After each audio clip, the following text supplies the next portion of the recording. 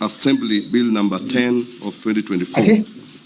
The bill was considered and passed by both houses of parliament, with the Senate granting its seal of approval on 17th June 2024, followed by the National Assembly on 20th June 2024. The bill establishes a roadmap for kick-starting the process of recruitment of the chairperson and members of the Independent Electoral and Boundaries Commission.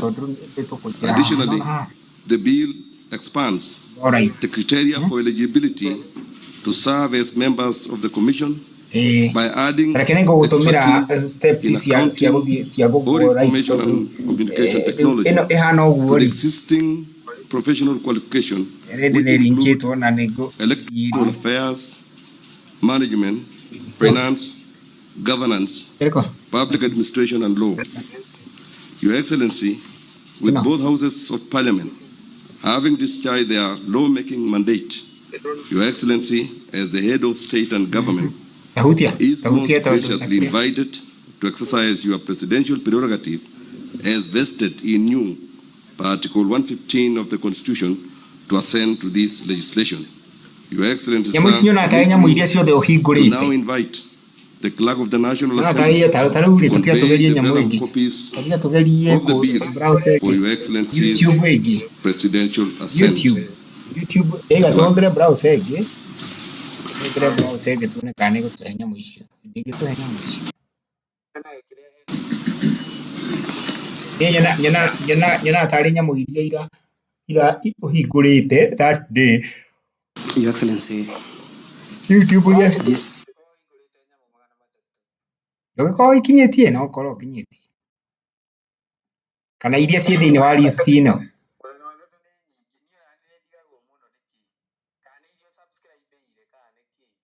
this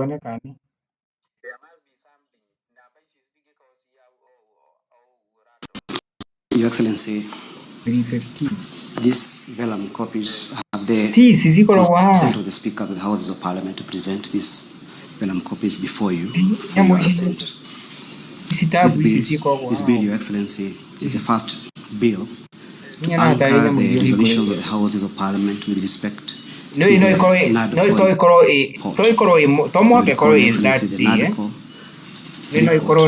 was authored by a committee which was led by the former Vice President, Dr. Kalonzo Musyoka, and the leader of Majority Party in the National Assembly, Honorable Kimani Ichung'wah. The Houses of Parliament adopted the report, both of them, and thereafter the attendant bills were published. The first one being the IEBC Amendment Bill, which was initially introduced and passed by the National Assembly in the month of May, sent to the Senate, and the Senate also passed it on 11th.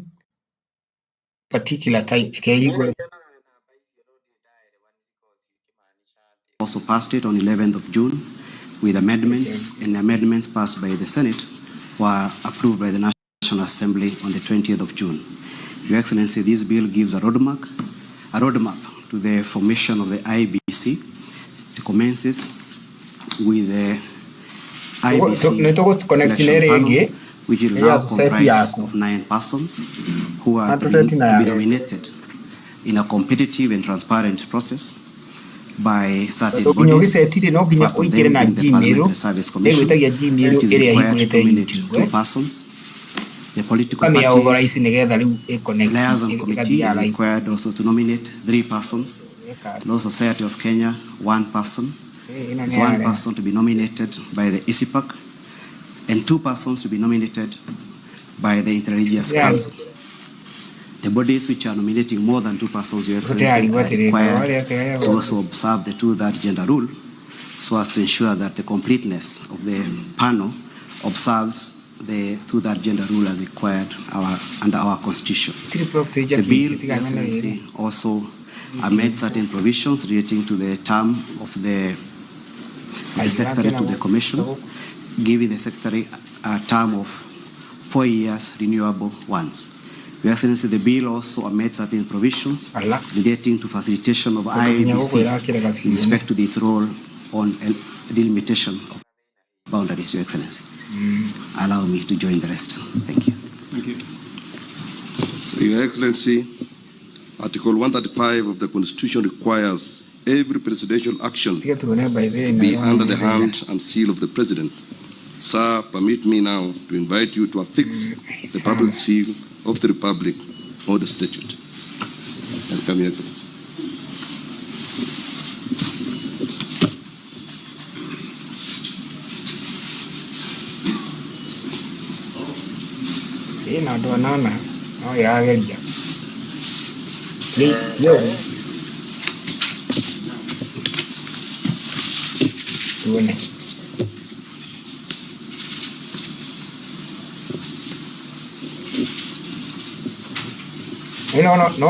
So as to ensure that the complete panel observes the agenda rule as required under our constitution. The Excellency also amend certain provisions relating to the term of the secretary to the commission, giving the secretary a term of 4 years certain provisions relating to facilitation of IEBC.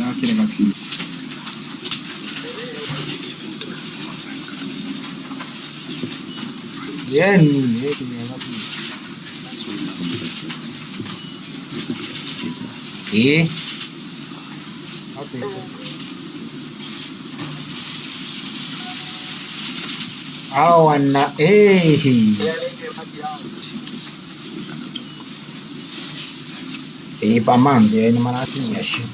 Ana materia.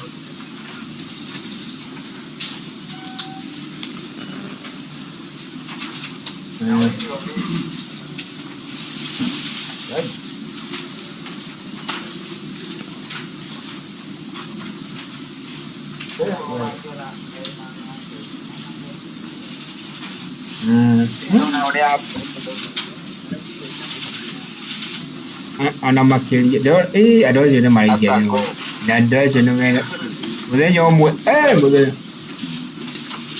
mudenyo mu ne marija nyamu unaona kinye no Kenya aratingidia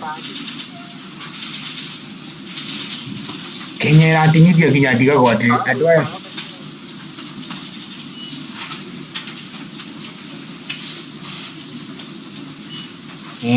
naona Joshua tari unaona ne aroga 75. Oh, trasi mwao na ibero wako endo kaka. Na mwisho kaita.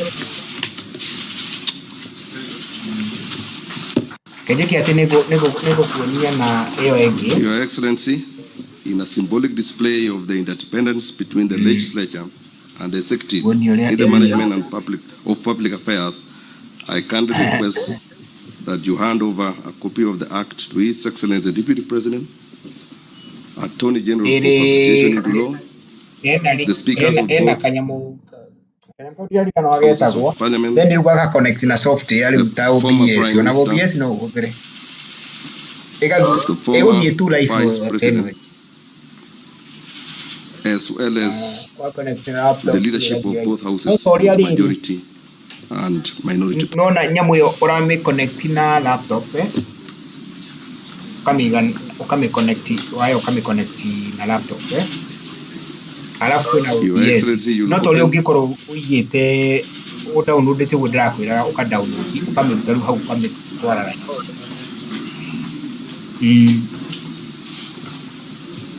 tatia ni ngoro kanyam kagura geta ko na ko ka kirega ka rai asa gada kikanda gote girina matama edita mono gagiri thato iwe cienda atiri ona ko ani akora ni kuno na riu no dai na watho ici riu manyita no mekuria riu ni hindi mekuria no na riu mekuria hamwe a few remarks. I thank you, Excellency. Hindi megotu thono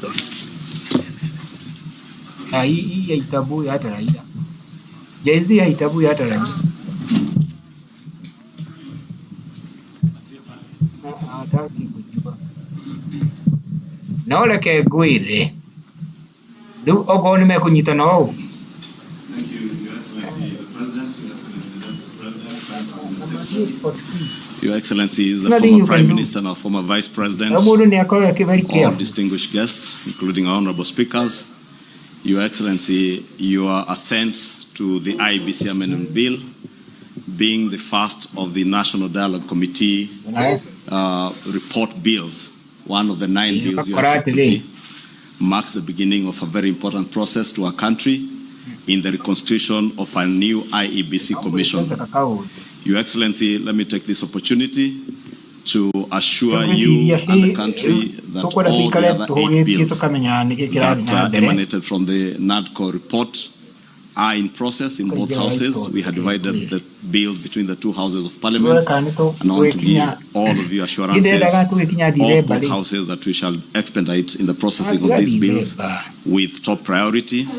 Your Excellency, in conclusion, let me just say that this assent of this bill not only marks a hallmark in our nation's endeavor to reconstitute a new IEBC, but also buttresses the importance of dialogue in our country, because these bills have emanated from a process where we all came together as a country to dialogue, and through dialogue we've been able to surmount most of the challenges that faced our country at the time we came together as NADCO.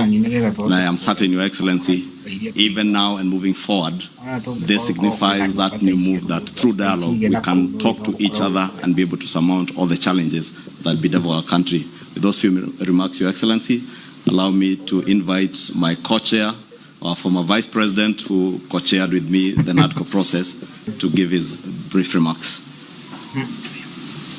Now Musobane, Aya, in our Musobane Quabata, where? Not only Abelia.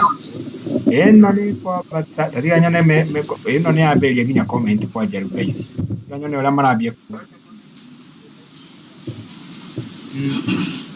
Mr. President, the Honorable William Ruto, thank you, ma'am, for your clear explanation. Prime Minister Raila Odinga, both co-principals of the NADCO process.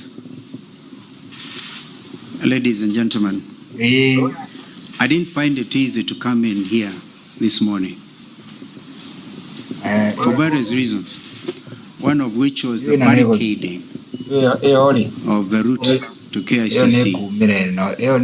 But I must thank the organizers for having brought it to KICC, because if it was a state house, Mr. President, it would even have been a little harder. The reason is simple. Our country is at a crossroads. My colleague, Honorable Kimani Ichung'wah, has highlighted that both of you asked us to undertake the process of NADCO following the 2023 enactment of the finance bill and the riots that took place, where we lost people, 75 of them, property was destroyed, and the country was in a state of a shock. We undertook that responsibility with gusto, and we are very open-minded. As Azimio la Umoja One Kenya, our number one topic was the high cost of living. Makimani and the team on Kenya Kwanza convinced us that it was a government responsibility and the opposition had nothing to do with discussing the high cost of living. I hope that in the light of recent developments, my friend Kimani would have revised that thought. Because again, 2024, Finance Act and the riots, and again we have lost 41 young Kenyans. This time they came in the form of Gen Z, but they are Kenyans. They have a right to belong. In fact, they are carrying the national flags. They have done it better than we did when some of us nearly got killed. Mr. President, I want to urge that we look at our country afresh. there's no way we can wish away the Gen Z revolution. And if we were to begin to be honest with ourselves, perhaps we need now to go back to Bomas, because during the presentations, Kimani and Cheruiyot may remember, and Wandai was deputizing me, that a lot of Kenyans wanted us to open this space. The space has been opened by Gen Z. I wish we had moved with speed. It has taken inordinate delay to get to where we are today, to get the first product out of NADCO.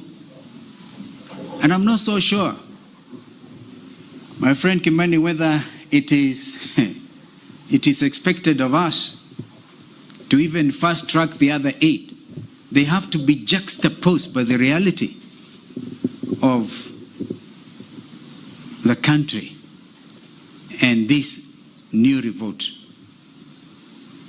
If we are not careful, all of us will get thrown out by the Gen Zs, because they say we have come of age. You say that we are leaders of tomorrow, we are leaders now. We can't wish them away. Therefore, I want to urge that we now look at the whole thing. For example, we have now set up the process of nominating new commissioners. We made it very clear that both you, Mr. President, Mr. Raila Odinga, the Prime Minister, will have to agree on, perhaps most importantly, on who becomes the chair of the new IEBC. That principle of consultation was inbuilt, and I thank my colleagues because we didn't have to struggle much to agree. But now is the time. The country is at a crossroads. Can we, for a beginning, even in order to bring the country to normalcy, can you, Mr. President, order the Inspector General of Police? If he doesn't resign, can he remove the police from the streets? Can the army get out of our streets and back to the barracks? I thank you.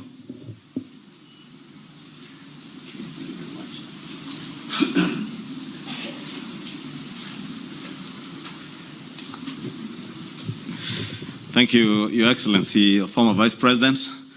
I now have the honor to invite the former Prime Minister, Your Excellency, Honorable Raila Odinga, to give his remarks, and thereafter invite His Excellency the President.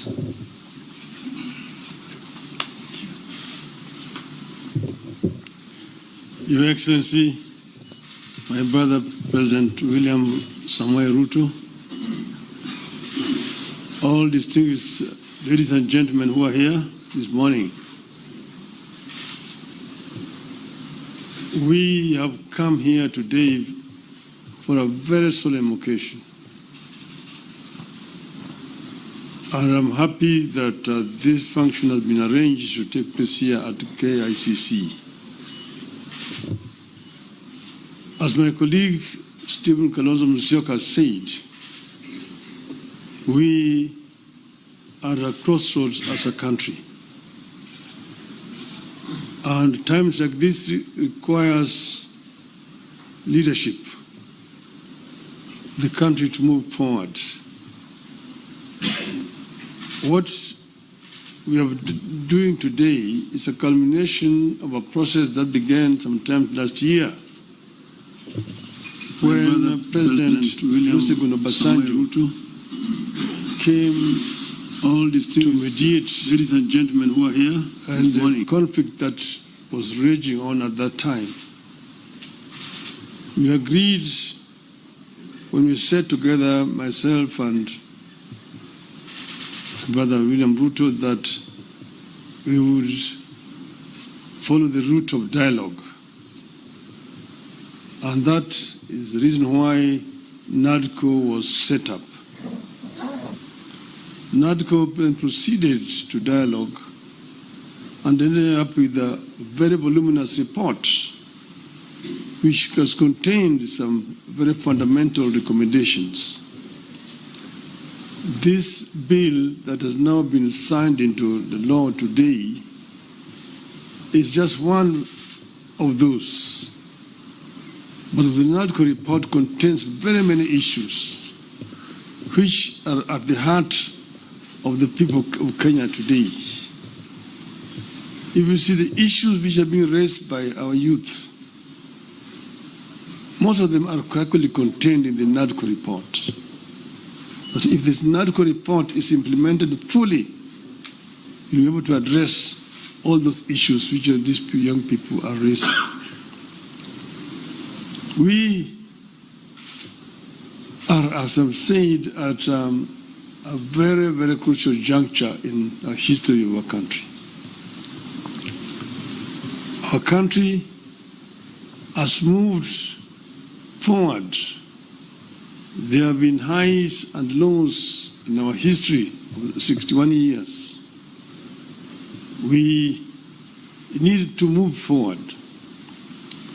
And I want to say, at this moment in time, my brother, that we require now a wider engagement so that people have an opportunity to vomit all that is there in their chest in order that we can be able to find a way forward. I therefore want to support the proposal of my brother Stephen Kalonzo Musyoka that we have this conversation. It may not take more than 2 weeks, but it brings all the stakeholders together. Today, our society is fairly stratified. Nearly 70% of our population is below the age of 35, the youth. If you say that between 35 and 18 constitute about 40%, we need that 40% to be present when this dialogue is taking place. And then the rest can fill the rest. And then we just talk about the Kenya we want. The Kenya we want convention. Out of that will come out recommendations that will help us to resolve this issue once and for all. And that will be my proposal, Your Excellency. I think that Kenya deserves better. The issues of employment, the issues of discrimination, the issues of corruption, the issues of gender, and so on, are issues that need to be addressed in a wider forum. I think that it is possible to do. It is possible if there is a will to do it. And then here again, the IEBC is a very important institution. It's not the first time we have had issues with IEBC. If we find a solution to this issue of IEBC, it will be on the way to resolving very many issues in our country. You remember in the last elections, the whole world was stunned when we saw an electoral commission that was completely divided. Some saying one thing, others saying one thing. You may be happy that, the other group ruled in my favor. But what example are we showing the world as a country? That in the process of a very important exercise, the commission is divided. Nobody knows whom to believe up to today. It is a shame on us. And we are sure that we have got men and women here in this country who can actually do a better job. And that will help to unify this country. Last year, we lost 75 precious lives. This year we lost another over 40 lives. To say nothing about those who have been wounded, have been hurt. We must prevent this from happening in our country. We should not allow this to continue happening cyclically. Let us find a lasting solution to this problem. We are ready to engage so that we find a solution to this problem. As Azimio of Kenya. With those many remarks, Your Excellency, now may I have the pleasure to invite my brother, President William Ruto, to address you. Thank you. Thank you. I think before I make, just hold on, before I make some remarks, I have listened very carefully to the leaders who spoke as it should be. But let me ask my deputy to make a few remarks so that I can conclude.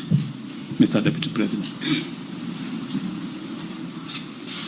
Your Excellency, our President, Dr. William Ruto, Your Excellency, the former Prime Minister, Your Excellency, the former Vice President, the leadership of our two houses, members of the executive, and the press, Your Excellency, this is a great morning for this country because the Constitution of the IEBC is a great step for our democracy.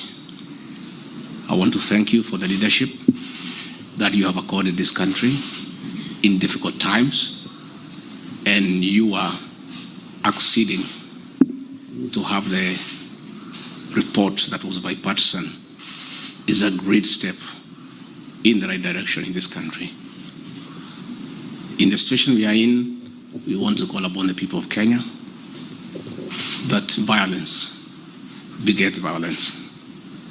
Now that the President has accepted to have a discussion with our young population, with our leaders, we call upon the people of Kenya to give dialogue a chance, to give consultation a chance, get off the streets, stay away from destruction of property, because Kenya is greater than all of us.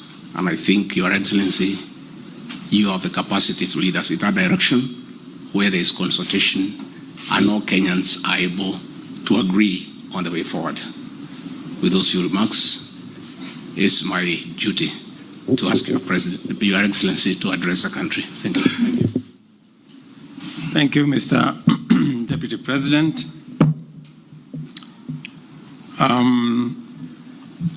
Your Excellencies, Mr. Vice President, former Prime Minister, former Vice President, the two speakers of our National Assembly and Senate, leaders of majority, fellow leaders present here. Welcome to this occasion. The National Dialogue Committee, established last year, resulted from the closing of ranks across the political divide to forge consensus on a number of priority national issues, including the reconstitution of the IEBC.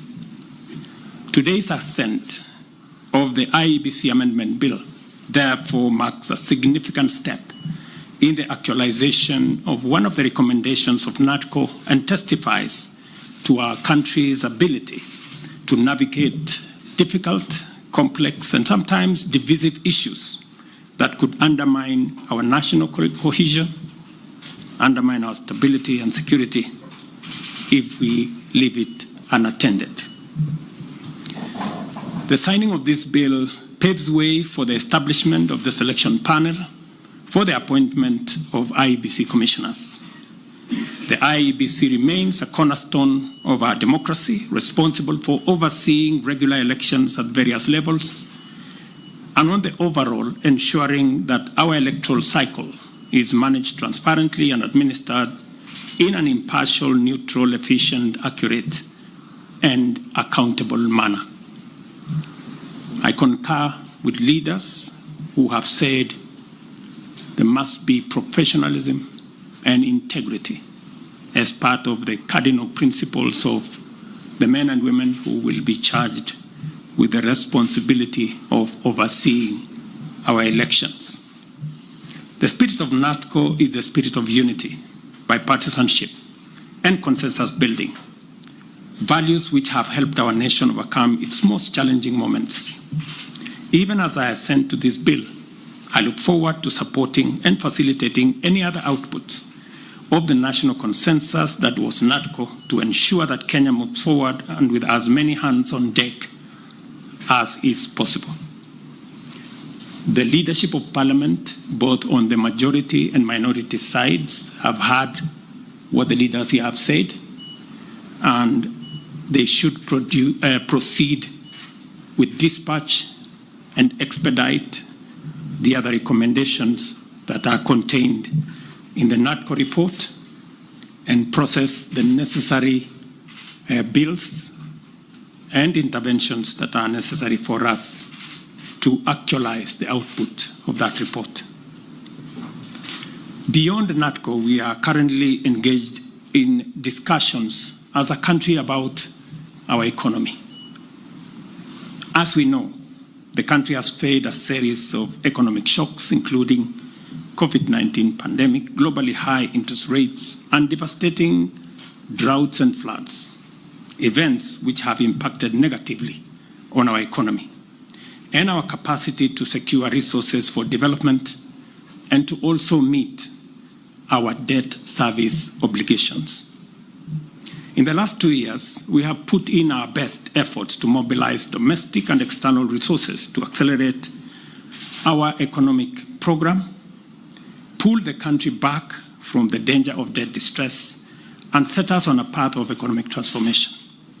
These efforts have strengthened the Kenya shilling, reduced fuel prices at the pump, and lowered the cost of living, including the cost of essential household commodities.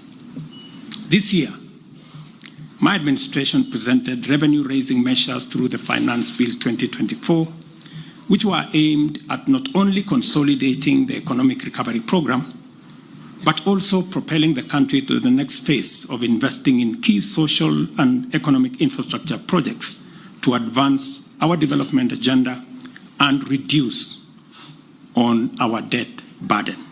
However, many voices expressed disapproval of these proposals, leading me to drop the bill and terminate the process. It therefore means that apart from the people of Kenya asking us to consider alternative means of raising revenue, which I agree with, there is general consensus that the country requires to confront and address long-standing priority national issues, of economic transformation, including national debt, these efforts, public expenditure, and anti-corruption measures, so as to release resources and lower for creating opportunities, creating jobs, and creating wealth. As a way of charting the future from the current situation we are facing, I welcome all the leaders here, and I have heard what they have said this morning, and all other stakeholders, working together for us to address the current economic situation through a broad-based political arrangement and to rally the country forward, as has been said by the former Prime Minister. And therefore, we have yet another opportunity as a country, Kenya being the resilient people we always are, to come together and figure out the future of our country in a manner that makes sure that we address the existential challenges and threats that face our nation. And that's the reason why I set up a committee to work and audit our debt, for us to interrogate our expenditure, and for us to work on anti-corruption. I want to encourage Parliament to expedite the conflict of interest bill that will support our anti-corruption measures, especially in relation to public officers. And I am hopeful that these are some of the conversations that we will be engaged in going forward. I am very confident that, as always, Kenya knows how to pull together, and leaders know how to come together in the best interest, not of individuals,